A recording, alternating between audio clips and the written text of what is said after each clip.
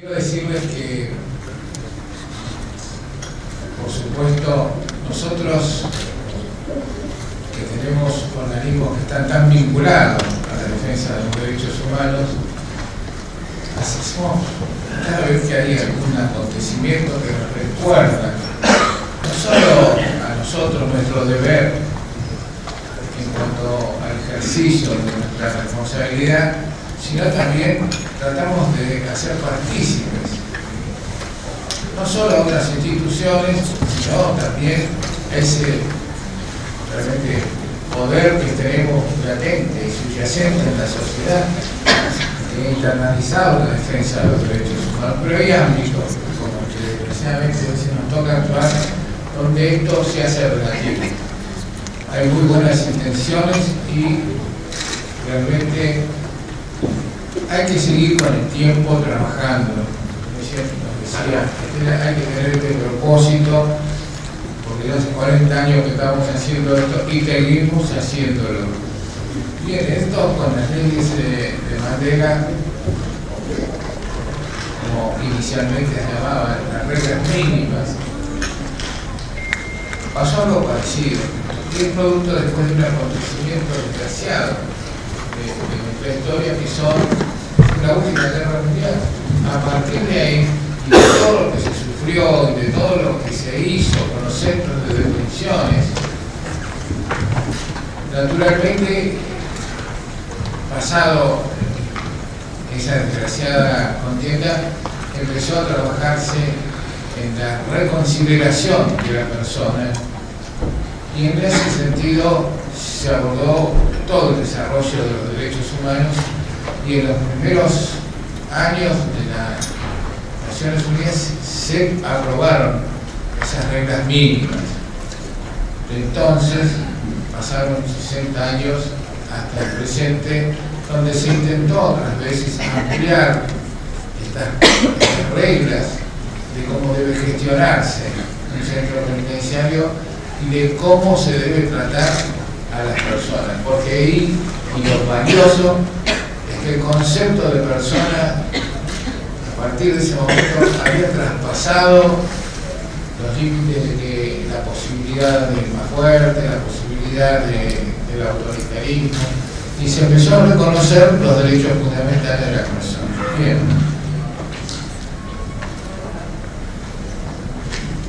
Creo que es una dichosa ratificación de las anteriores reglas, estas nuevas reglas de tratamiento en la reclusión. Creo que van a ser un quiebre en la historia. Ojalá que cada vez, cada tanto, pasen cosas como estas que reactualizan los derechos fundamentales. Las personas, como sabemos, están en plena evolución, en pleno progreso de su desarrollo, y cuanto más se desarrolle, más haga por actividad de las personas, también naturalmente va a haber el desarrollo, como decía Mandela, del nivel cultural que tiene una sociedad. Y por eso él dijo que si queríamos saber qué grado de desarrollo cultural tenía una sociedad, dice, basta con ir a la cárcel. Por supuesto, después agregó otra cosa que nunca se dice, pero que me parece también importante, que dice que el Estado debe promover el desarrollo de estos derechos, pero que se lo debe hacer también teniendo en cuenta a aquellos que no lo tienen, es decir, hablando de los más pobres, de los que no alcanzan a gozar de estos derechos fundamentales que tenemos todos. Así que nos pareció, y en esto tengo que agradecer la inmediata disponibilidad que la defensora tuvo a la propuesta de cumplir con un mandato de las Naciones Unidas. No solo aprobamos esta reforma de las leyes que eran la discusión que estuvimos teniendo durante un tiempo de reformar las reglas mínimas. Cuando terminó, se aprobó, yo no le quiero hacer mucha historia, pero simplemente decirle que en ese momento, al tiempo que se aprobaron, casi en diciembre del año pasado, las nuevas reglas mínimas, a quienes la aprobaron, la llamaron la regla Mandela. ¿Por qué? Tal vez la defensora, no le digo el nombre para que quede más patente, ¿no? Me parece la defensora general de la Nación va a decir algo de eso. Pero ya han puesto el nombre de una persona que es un símbolo. Es un símbolo de lo que se pretende, el nuevo desarrollo de la sociedad mundial, de lo que se pretende que sea un centro de privación de la libertad que respete las condiciones de dignidad que tienen las personas que están así cerradas. Por lo tanto, y para ser así muy breve, quiero decirles que hoy empezamos una serie de actividades que van a durar durante todo el año y que después van a tener todos ustedes las cosas que haremos y que tienen este propósito, por lo menos, iniciar cuando para la defensa de que está bien, nosotros los que estamos en el tema nos parece, dos palabras ya sí, ya nos ubicamos en qué se trata, pero la sociedad argentina, la que se tiene que enterar de que en realidad es la responsable de la cárcel, es responsable externa, habrá un responsable por la gestión de la cárcel, pero hay un responsable en la sociedad que no puede ser indiferente a la dignidad de las personas. Por lo tanto, vamos a pensar que no hacemos porque los demás se enteren y participen, también que se enteren los funcionarios públicos, ya sean de cualquiera de los tres poderes, que a veces que hay funcionarios que no se creen, no tienen idea de algunas cuestiones como estas, y les parece abocados en su trabajo que son cosas menores o que la sociedad no le interesa, ¿no? Si saben que son, posiblemente se interesen más. Por eso no decimos nada, le ponemos nuestro mail que hemos creado especialmente para este evento. Así que esperemos que no, tal vez a todos los de acá no, pero los de fuera y de todo el país, sí les provoque, ¿verdad? ¿Qué es esto de las reglas Mandela? Esa es por lo menos mi mayor aspiración.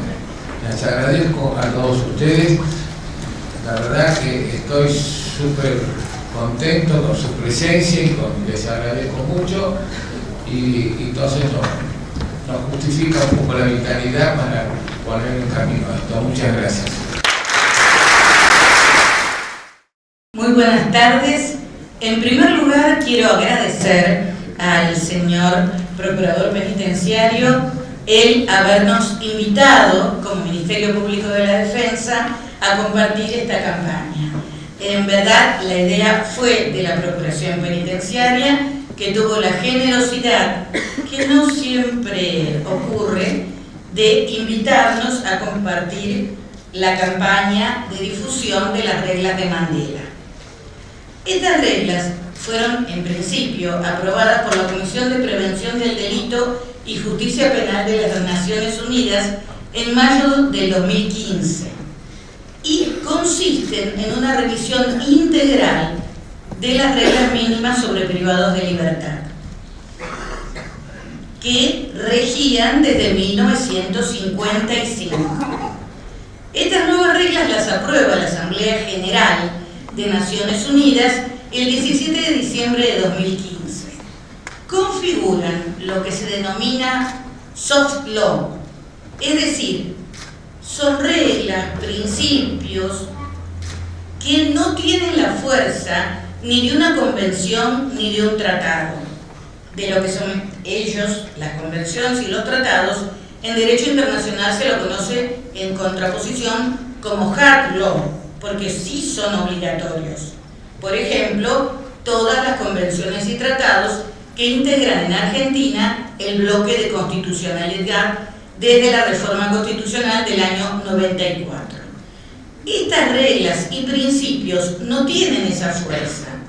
¿Esto qué significa? Que hay que darles esa fuerza. Que si nosotros no nos hacemos cargo de todas estas normas, principios, reglas que dicta la Asamblea de las Naciones Unidas y las imponemos, las presentamos en los escritos, las reclamamos y hacemos este tipo de campañas, tienen de por sí una fuerza mucho menor.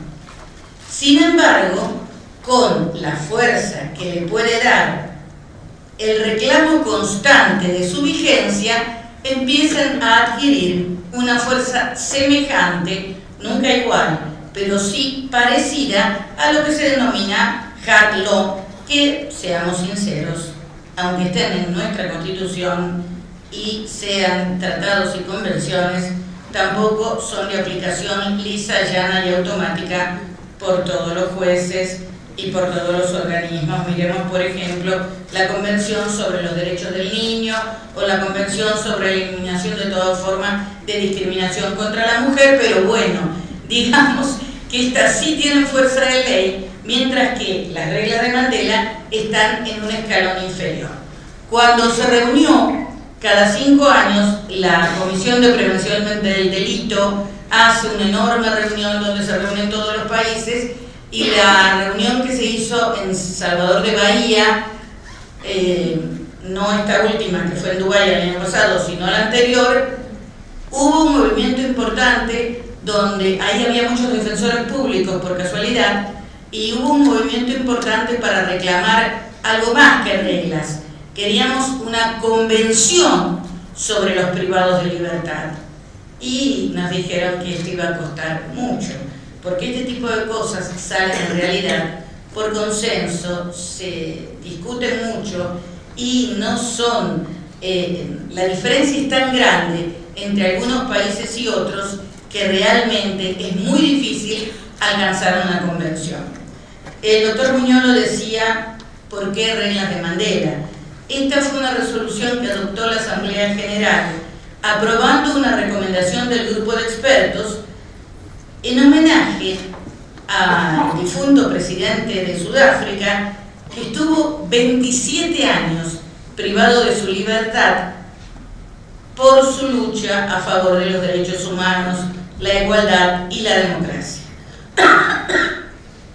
Todo ese tiempo que pasó Mandela en la cárcel, cómo actuó estando en la cárcel y cómo luego habló de su experiencia en la cárcel, hace más que justo que estas nuevas reglas se denominen reglas de Mandela. Yuval Jimbar, asesor jurídico de Amnistía Internacional, uno de los integrantes del grupo de expertos, señaló que las reglas, si se aplican plenamente, contribuirán a que el encarcelamiento deje de ser un tiempo desperdiciado de sufrimiento y humillación para convertirse en una etapa de desarrollo personal que conduzca a la puesta en libertad en beneficio de la sociedad en su conjunto. Contienen un apartado ampliado de principios. Antes solamente se mencionaba la no discriminación, ahora se habla expresamente de la dignidad humana, de la prohibición inderogable de la tortura y de otros tratos crueles, inhumanos o degradantes. Reconoce que la prisión y demás medidas cuyo efecto es separar a una persona del mundo exterior son aflictivas por el solo hecho de que despojan a una persona de su derecho a la autodeterminación. Por lo tanto, a excepción de las medidas de separación justificadas y de las que sean necesarias para el mantenimiento de la disciplina, el sistema penitenciario no deberá agravar los sufrimientos inherentes a tal situación. Incluye también como finalidad de penas y medidas privativas de libertad la protección de la sociedad contra el delito y la reducción de la reincidencia, aclarando que tales objetivos solo pueden alcanzarse si se aprovecha el período de privación de libertad para lograr la reinserción de los ex reclusos en la sociedad tras su puesta en libertad, de modo que puedan vivir conforme a la ley y mantenerse con el producto de su trabajo. Especifica que para lograr esto, las administraciones penitenciarias y otras autoridades competentes deberán ofrecer educación, formación profesional y trabajo, así como otras formas de asistencia apropiadas y disponibles, incluidas las de carácter recuperativo, moral, espiritual y social, y las basadas en la salud y el deporte, aclarando que todos esos programas, actividades y servicios se ofrecerán en atención a las necesidades del tratamiento individual. Recuerdo que cuando presentamos la denuncia ante la Corte Interamericana de Derechos Humanos por las perpetuas a menores de edad, demostramos que en el sistema federal carcelario en ese momento, no sé ahora, pero no creo que haya cambiado mucho, el 8% solamente eran personas que ofrecían trabajo, enseñaban a trabajar, eran maestros, eran médicos, mientras que el resto era personal de seguridad. Con este modelo no vamos a aplicar nunca el espíritu de las reglas de Mandela. La nueva normativa, además, asegura la independencia del personal médico y establece amplias restricciones sobre las medidas disciplinarias, tales como la prohibición de superar los 15 días en régimen de aislamiento. Proporciona instrucciones claras y detalladas sobre los registros corporales y de celdas, la inclusión de los reclusos en un registro, la investigación sobre muertes y denuncias de tortura y otros malos tratos, y las necesidades de grupos concretos y la inspección independiente de las cárceles. Seguimos esperando todavía nuestra comisión para monitoreo conforme a la Convención contra la Tortura. Incluyen algunas novedades en lo que hace a las potestades disciplinarias de las autoridades penitenciarias y a las sanciones que pueden aplicar. Alientan a los establecimientos penitenciarios a utilizar la prevención de conflictos, la mediación o cualquier otro mecanismo alternativo de solución de controversias. Incorporan como regla la revisión judicial de las sanciones y la autorización de las personas a defenderse solas o con asistencia jurídica. Resulta de suma importancia que el derecho de toda persona privada de libertad a presentar peticiones o quejas ya no esté limitado a días laborables y que se prevea que se pueda realizar por cualquier medio formal, informal, por internet, por el medio que sea. Otra regla que tiene especial vigencia en nuestro país incluye como criterio rector que las personas sean alojadas en establecimientos penitenciarios cercanos a su hogar o a su lugar de reinserción social. Esto es también una deuda, por lo menos en el sistema federal. Hoy comentaba con el señor subsecretario que, por ejemplo, en toda la provincia de Córdoba no hay una sola cárcel federal. Por supuesto que se firman convenios con las cárceles provinciales, pero el tema de la lejanía del lugar donde una persona vive o donde planea su futuro de reinserción sigue siendo en nuestro país un problema, especialmente en el caso de las mujeres. También se detallan disposiciones vinculadas a los registros que pueden ser practicados a las visitas, afirmando que tales registros no podrán ser degradantes para los visitantes, que se evitarán los registros de los orificios corporales y que no se registrarán a los niños.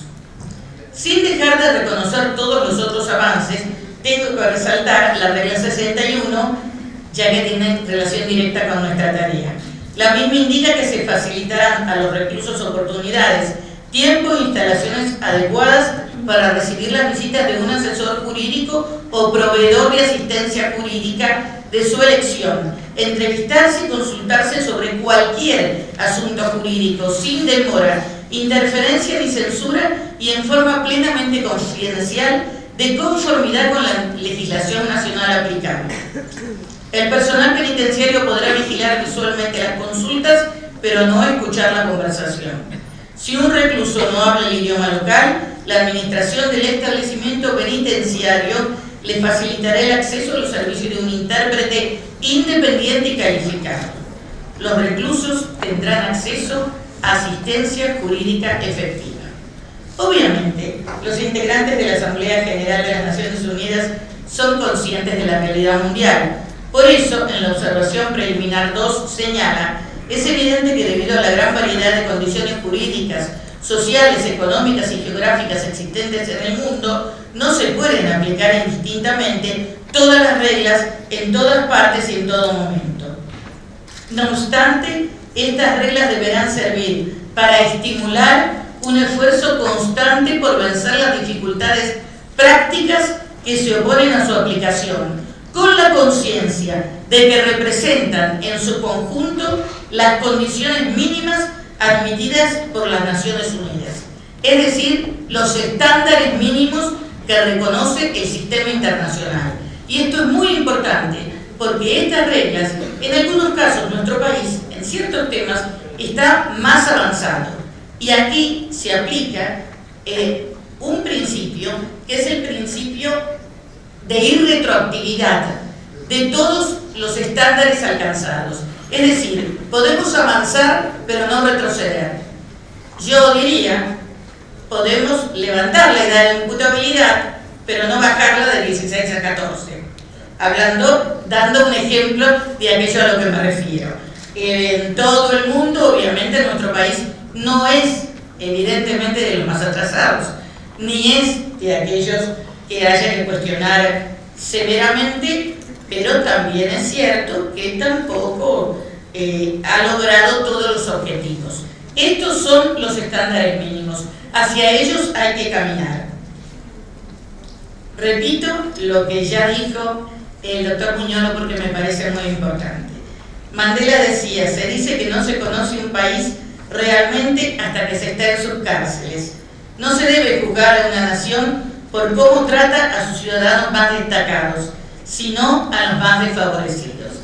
Y realmente en nuestras cárceles, no lo podemos negar, salvo alguna que otra rarísima excepción, hasta el día de hoy siguen estando las personas más vulnerables y más desfavorecidas del sistema.